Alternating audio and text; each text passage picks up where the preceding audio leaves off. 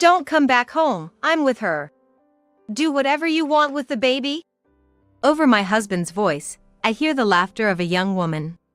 She must be the one he's cheating with. Jason, you're choosing to spend time with me. Obviously, I'm way better than this old lady. Plus, I don't want any babies. They're noisy and wrinkly. I don't see what's cute about them at all. The audacity of this woman, insulting not just me but my baby too. I'm trembling with rage. Trying to keep calm, I respond, okay, thinking they are done for. Thinking you'll regret this, I muster the strength in my still weak postpartum body to stand firmly and glare at my husband. Jason, are you really okay with this? Living without me and our baby? I ask for confirmation one last time. I don't want to talk, but I need to be sure. Yeah. I even got the divorce papers. I've filled out my part. Just sign your section and consult a lawyer. I nod in understanding. Then, this is goodbye forever. I'm crying, but they are tears of relief. It's finally over. I'll never return to this house. I'm Erica Johnson, 32, currently on maternity leave from a multinational corporation. I'm still helping out with remote work, almost as much as before my leave. I spend fulfilling days taking care of my daughter and working.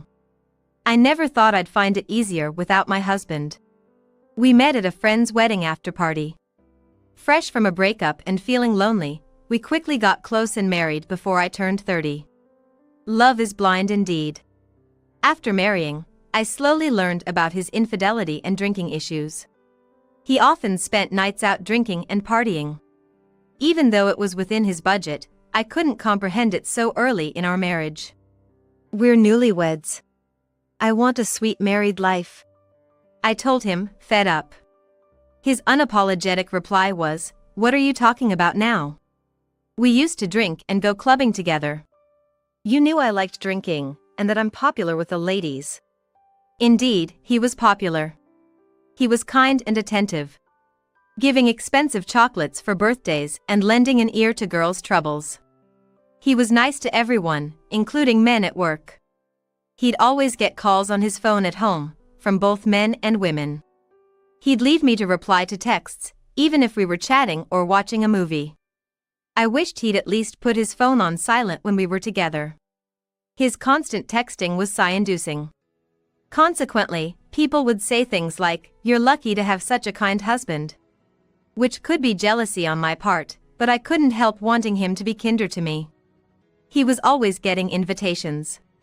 His once-weekly outings turned into weekend activities too. His phone was always buzzing with invites. Sometimes even from night workers asking him to accompany them. Sometimes he'd come home smelling like perfume. I confronted him angrily, but he brushed it off, saying, "The girls at the bar got too close. There's nothing more to it." No matter how much I asked him to stop, he never did, and I eventually gave up. When he was home, he'd help with chores and be nice to me, balancing out my frustration with his philandering. Then I found out I was pregnant. I wanted to enjoy our time as a couple a bit longer, but the thought of having a baby was exciting. When I told him, he responded, "Really? Are you sure it's mine? Not that you cheated, but it's hard to believe." I was hoping for more excitement from him. I expected him to cheer. And what did he mean by questioning if it's his? I've only been commuting between work and home, never even having meals with male colleagues. "Jason, aren't you happy? I didn't expect to get pregnant so soon, but I'm thrilled at the thought of our baby." I asked, worried. "No, it's just a slip of the tongue. Of course, I'm happy. You're honest, Erica. I know you wouldn't mess around with other guys." He seemed to be hastily covering up his words. It even sounded like he was mocking me for not dating other men. I felt distrustful of my husband's words, but I chose to take his belief in my seriousness as a positive and stopped arguing. A few days later, he seemed to accept my pregnancy, started helping more actively around the house, concerned about my health. I was grateful for his help as I couldn't move as before due to morning sickness. However, he didn't cut back on his nights out at bars and clubs. His lifestyle remained unchanged. I felt a growing gap between us, as he showed no signs of change. I had heard that women become mothers while carrying their children, but men become fathers as they raise their babies. I optimistically hoped my husband would become more family-oriented once our baby was born. I switched to remote work, allowing me to work more comfortably from home. As my morning sickness eased, I returned to my busy routine of housework and my job. But as my belly grew, my movements slowed, and there were more things I couldn't do. My husband, saying he didn't want to burden me, began going out again. It was nice to prepare just what I liked, but I really wanted to have slow conversations about our coming baby. I didn't want to argue like we did early in our marriage, so I turned a blind eye to the women's perfume and messages on social media. Perhaps I was fooling myself into thinking it was just harmless fun. Always the optimist, I convinced myself that even if he was a playboy now, he would become a good father as our child grew. Looking back, he might have been laughing at my naivety. Maybe even messaging his affair partner right in front of me. I never thought about such things, just went on with my daily life. One day, a neighbor asked, "Lately, I've seen your husband walking with a younger sister? She dresses very young." "I don't have a sister." "That must be his sister. I'll ask him about it." I get along with my sister-in-law and often chat with her on social media. We had exchanged messages the day before, but she hadn't mentioned anything. Could my husband be cheating? I had thought he was just being sociable and playful, but maybe it was something else. Pretending to be outgoing, he might be dating someone specific. It was my first suspicion, but I couldn't shake off the anxiety that it might be true. I made several phone calls. That night, my husband returned home late as usual. Holding back my urge to confront him, I only said, "Our baby will be here soon, try to spend more time at home." I was experiencing frequent contractions and wanted his encouragement if labor started. The thought of having my alcohol-scented husband nearby was embarrassing and disheartening. He muttered, "I understand," and headed to the bathroom. As I walked to the bedroom, a warm liquid flowed around my feet. It took a moment, but I realized my water had broken. I tried to wake my husband, but he wouldn't stir from his drunken sleep. I called a taxi, crying, and went to the hospital in the middle of the night. The next morning, I saw a message from my husband on my phone, but I was in no condition to respond. I called him after safely delivering our baby that night. "Congratulations. That's great. I suddenly have a business trip tomorrow, so I can't visit. Can I ask your mom to help with things?" His response lacked any excitement about our newborn. Normally, one would visit their baby even if it's late. Exhausted, I calmed myself, looking at my peacefully sleeping daughter. My mother was rushing here to see her granddaughter, so I'd talk to her when she arrived. 4 days later, I was discharged from the hospital. My husband's responses were vague despite my daily messages, so I assumed he was busy with work and social commitments. I asked my mom to pick me up and went home. The concierge congratulated me on my childbirth as I showed off my daughter. As I opened the door to my home, I heard a sweet female voice inside. I almost dropped my baby in shock. Seeing my mom's face, I could tell she was pale with shock. "Jason, I'm home." "What are you doing?" "No need to ask, I can see for myself," I said, flinging open the bedroom door. My husband and his mistress jumped in surprise. Anticipating trouble, my mom stayed at the entrance, holding my baby. "Why are you back? Aren't you supposed to be discharged tomorrow?" My husband retorted, trying to deflect and getting angry. "I messaged and called you several times. You must have been too busy enjoying yourself with your phone off." I thought back to the day the neighbor mentioned seeing him, never imagining it would come to catching them in the act. I felt nauseous. His cold voice cut through. "Don't come back home, I'm with her. Do whatever you want with the baby." Overlapping his voice, I could hear a young woman's laughter. It was the voice of his mistress. "Jason, you're choosing to spend time with me. Obviously, I'm way better than this old lady. Plus, I don't want any babies. They're noisy and wrinkly. I don't see what's cute about them at all." The nerve of this woman, insulting not just me but my baby too. I was shaking with anger. Trying to keep calm, I respond, okay, thinking they are done for. Thinking you'll regret this, I struggled to stand firmly and glare at my husband, my body still weak from childbirth. Jason, are you really okay with this? Living without me and our child? I needed one last confirmation. I didn't want to talk, but it was necessary to be sure. Yeah. I even got the divorce papers. I've filled out my part. Just sign your section and consult a lawyer. I nodded in understanding. Then, this is goodbye forever. I was crying, but they were tears of relief. It was finally over. I would never return to this house. After that, I stayed with my mom. She said, it's like coming home for the birth, don't worry about it, so I could rely on her without feeling guilty. I had no financial worries. My salary from the company was more than enough, allowing me to take a comfortable maternity leave. My dad was also planning to come soon to see his grandchild. My parents usually live overseas and stay in this house in the States when they have business here. Gradually getting used to taking care of the baby and feeling better, I started the divorce proceedings. I had already been preparing, moving my belongings out bit by bit before giving birth.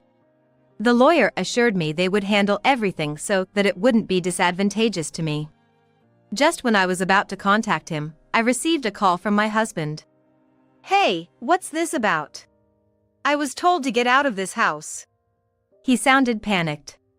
Well, that makes sense. That place belongs to my company. If I'm not living there, you have to move out. I work for a multinational real estate company. So they let me rent an available property at a low cost. I didn't know that. They showed me around, and we chose this place. I never thought it was your company's. Indeed, we had looked at several apartments with a real estate agent. He hadn't realized it was my company's property. I should have been clearer. It's our property, so they rented it to us cheaply. Normally, the rent would be at least $4,000 a month. I could hear him gasping on the phone. What? $4,000?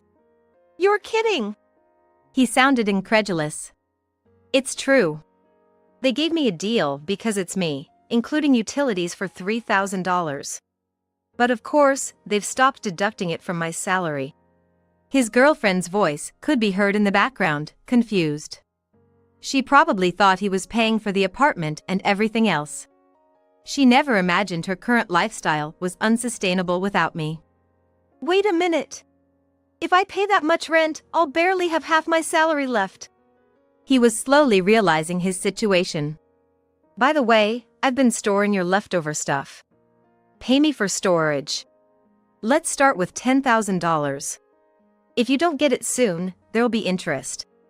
I'll start counting until all the stuff is out of this place. I was dismayed to realize how cunning my husband was. I had moved all my and the baby's clothes and essentials here, but not all the furniture.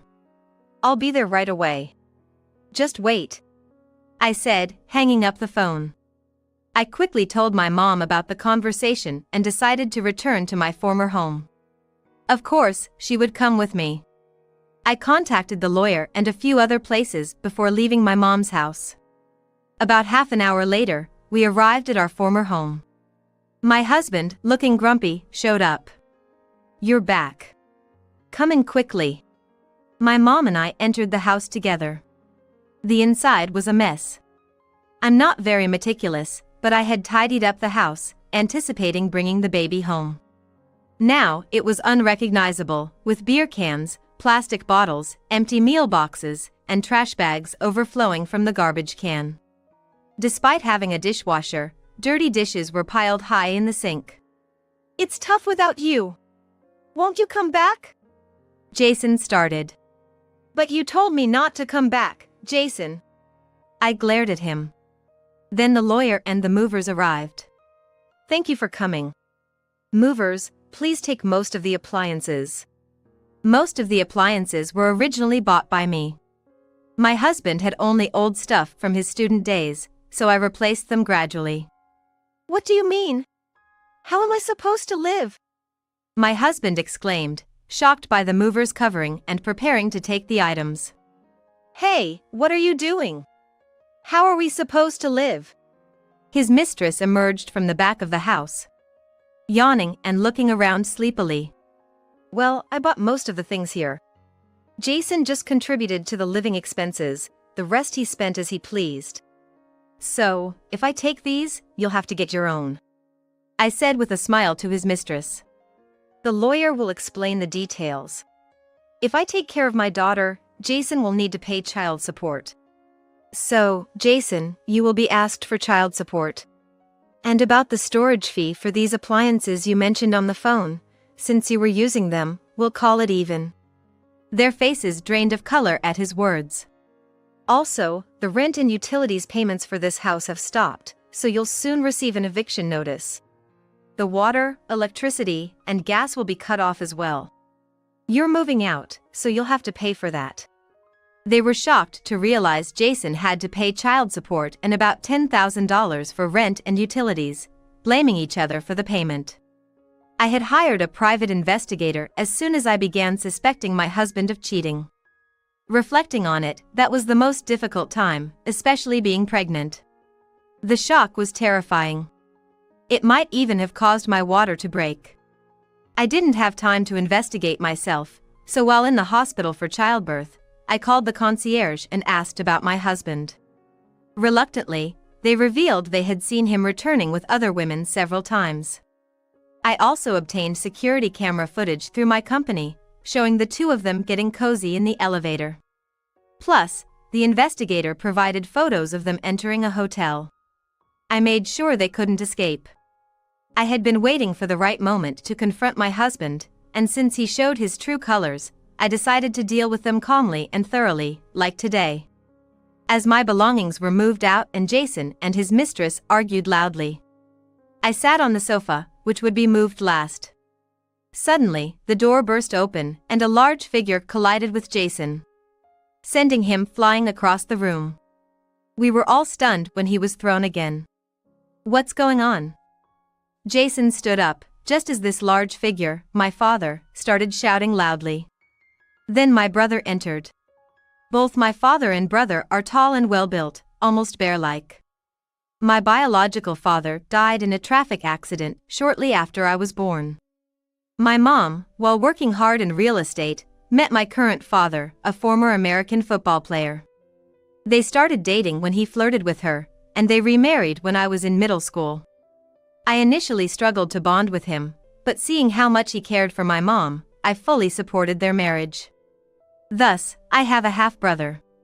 I was happily surprised to see my father and brother since I hadn't seen them since I got married. When my father and brother, with their faces red with anger, started yelling, the intimidation was immense. My husband lost all color in his face, sweating profusely and trembling while listening to them. His mistress tried to sneak out of the house but was caught and brought back by my mother. My husband couldn't get a word in against their yelling. Then my in-laws arrived. Yes, before coming here, I had contacted the lawyer, the movers, and my in-laws.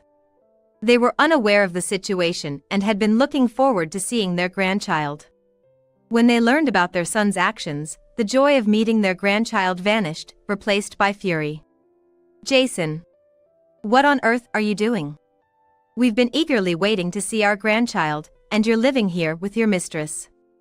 My father-in-law was beyond disappointed, at a loss for words. He apologized to me, dragging his son. My mother-in-law nearly fainted. With a triumphant look, I said, Jason, it's enough. I have my daughter and lots of hope. I can look forward to life. Just make sure to pay child support. You can keep living in this house if you can afford the rent. When I confirmed my husband's affair, I was emotionally devastated, but what doesn't kill you makes you stronger, right? I realized I had to protect this child and show her only the beautiful things in life, trying to forget my anger and hatred. So, I said my piece and watched as my father and brother punished him, deciding to let go of the past. Sensing my mood, my father and brother hugged me, and we left the apartment together with my mother and baby. Later, my husband, of course, moved out of the apartment. He's living in a more modest place now. When his mistress heard he was moving out of the luxury apartment, she dumped him. It seemed she was only after a handsome guy living in a high-end place. When he asked her to believe in him and move to the apartment, she said, "When the money goes, so do I," and left him. If he lives in a nice apartment and buys her various things, she'll be with him, but if he doesn't, she doesn't want him. It was a typical "if it's not beneficial, it's disposable" attitude. Her parents sent an apology letter. But I never received a direct apology from her. It made me think how cunning she can be. As for my husband, his life at work changed drastically. No one invites him out, and he has no women to confide in. Even if invited, he can't afford to go out due to his debt for child support. He had his fun. Now it's time for him to work hard. I could have continued living with my mother, but my father invited me to overseas, and I decided to accept. I can work remotely, and it'll be great for my daughter to grow up in nature. She'll learn a different culture and have many diverse experiences. As I refresh at my father's house, I'm contemplating my future. Excited for new encounters, I'm heading to the park with my daughter today.